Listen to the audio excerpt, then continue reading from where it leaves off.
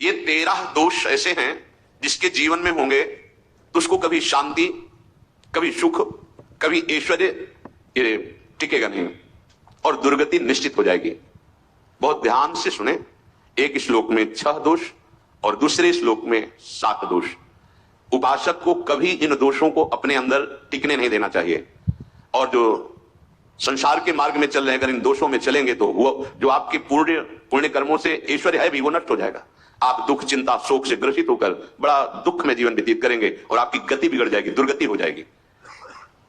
विकथनः स्पृहायुर्मनस्वी बिभ्रत कोपम चपलो अरक्षणश्च एतान् पापाः षण्णराः पाप धर्मान् प्रकुर्वते नो त्रसन्तः सुदुर्गे संभोग संवित विषमोतिमानी दत्तानुतापी कृपणो बलीयान् वर्ग प्रशंसी वनिता सुदेष्टा एते परे सप्त न संसवर्गाः।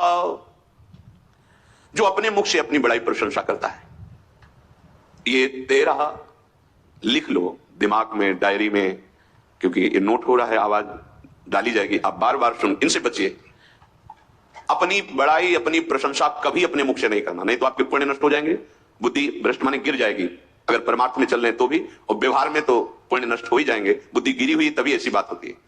और यह दोष बहुतायत है, ये बहुत प्रभावशाली है, अपनी बड़ाई मारना। इसको देख लो, पकड़ो, सत्संग है। अपने मुख से कभी अपनी बड़ाई ना करना। अगर कोई अपने मुख से अपनी बड़ाई करता है तो उसके सुकृत नष्ट हो जाते हैं, बुद्धि भ्रष्ट माने गिर जाती, पतित हो जाती है, फिर निर्णय ठीक नहीं। अगर हमारा सारथी, हमारा ड्राइवर मूढ़ हो तो कहीं भी हमको गिरा देगा, तो वो बुद्धि भ्रष्ट मतलब गिर जाती है, निर्णय करने लायक नहीं रहती। अपनी प्रशंसा अपने मुख से करना। दूसरा, लोलुपता, ये वृत्ति नहीं होनी चाहिए। धर्म से चलेंगे, धर्म के द्वारा जो हमें प्राप्त होगा उसी से हम अपना भरण पोषण करेंगे।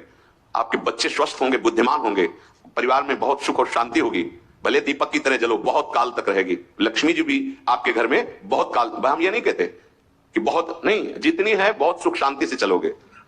अगर लोलुपता करोगे, हिंसा, छल कपट, व्यभिचार, चोरी, ऐसे धन आ जाए, वो आएगा, लेकिन वो हाइलोजन की तरह आएगा, एकदम प्रकाश और फ्यूज, बिल्कुल अंधकार करके जाएगा। देख लेना, तुम्हारे जो सुख के हेतु है, तुम्हारा शरीर, तुम्हारे बच्चे, तुम्हारी पत्नी, तुम्हारा परिवार, उसको देख के तुम रात दिन जलोगे बिना आग के। ऐसे उनके आचरण होंगे, ऐसे उनके अंग होंगे, ऐसे उनके दिमाग होंगे, ऐसा उनका व्यवहार होगा। ये लोलुपता अगर उपासक में या किसी में है तो उसको नष्ट कर देती है, सावधान। तीसरा, यदि आपका अपमान होता है तो आपको उसे सहन करना होगा, उससे आपके पाप नष्ट हो जाएंगे। जो तनिक सा भी अपमान होने पर बहुत क्रोध करके दूसरे का अपकार करने लगता है, ये आपका पतन करा देगा, ये आपको फंसा देगा, हृदय जलेगा, अर्थव्यवस्था नष्ट होगी, पूरा परिवार दुखी होगा। जरा सा अपमान की संभावना में आप किसी से भी भिड़ गए, किसी से भी, वो ये प्रवृत्ति आपका पतन कर देगी। उपासक में तो अपमान सहना अमृत है, नीचा अपमानम सुधा, पर व्यवहार में भी ज्यादा उत्तेजित मत होइएगा। ये तो कुछ मिनट की बात है, अगर आपने उसे मारा, पीटा, रिपोर्ट हुई कानून की, वो फंसते चले जाओगे, अर्थ जाएगा, समय जाएगा, चिंतन जाएगा, बहुत तरह से हानि हो जाएगी। अगर आप सह गए तो आपका सहना उसके लिए आग बन जाएगा। उमा क्षमा साप होते भारी, तुम्हें दंड देने की जरूरत नहीं, उसका एक कर्म ही उसे दंड दे देगा। आप शांत हो जाइए, आप सत्संगी हैं, आप शांत रहिए। चौथा, निरंतर क्रोध और उसका चिंतन। बैठे बैठे बस द्वेषियों का चिंतन ही हो रहा है, अंदर क्रोध का चिंतन और द्वेषियों का चिंतन ही हो रहा है। द्वेष भरी बातें, द्वेष भरी क्रियाएं, उन्हीं का चिंतन करके जलते रहना क्रोध से। उपासक को तो क्रोध करना ही नहीं चाहिए, बहुत शांत। ठीक है, अभ्यास में कभी क्रोध हो सकता है, उसको भी समन करो, अंदर से प्रायश्चित, जैसा कि अब गलती हुई, आगे नहीं करेंगे। और व्यवहार में भी क्रोध को आप पीना सीखें। अगर बार बार आपका क्रोध प्रकट होता ही रहेगा, आपका स्वभाव बिगड़ जाएगा, आपके पुण्य नष्ट हो जाएंगे, आपका जीवन नष्ट हो जाएगा। देने वाला उतना दे देगा आपको, आनंदित रहो, पैसा खर्चा, सब पूरे जीवन का विध्वंस मचा दिया क्रोध ने। कहीं भी आप देखो, किसी से क्रोध करके देखो, फिर देखो तुम्हारा भजन चल रहा है, तुम्हारी वो आनंद वृत्ति है नहीं, जलोगे, और वो जलन और गुस्सा दिलाएगी, और वो बैठे बैठे जलो नहीं। ये क्रोध जो है, ये चाहे व्यवहार में हो चाहे परमार्थ में, दोनों की हानि करने वाला है। और आश्रित जनों की रक्षा ना करना। अगर कोई भाग कर आपके पास आ गया है, कोई पशु पक्षी या कोई मनुष्य, आपको चाहिए कि अब चाहे हमारे पहले प्राण जाए, उसकी रक्षा करेंगे।